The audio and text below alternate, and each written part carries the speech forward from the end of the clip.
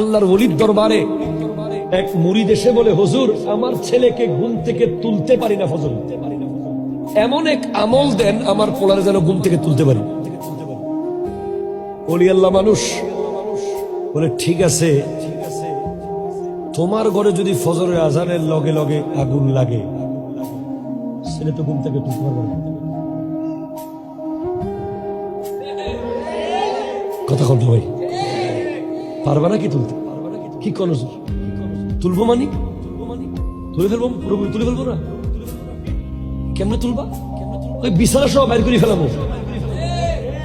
কথা কর না, ঠিক কিনা কর না? কই বিছানা সহ বের করে ফেলবো হুজুর। তাহলে তোমার ছেলে যখন ঘুমায় সে এর চেয়ে ৭০,০০০ গুণ ভয়ানক আগুনে পুরার জন্য প্রস্তুতি নেয়। তুমি এবার তাকে কি করবা? হুজুর বুঝে গেছি।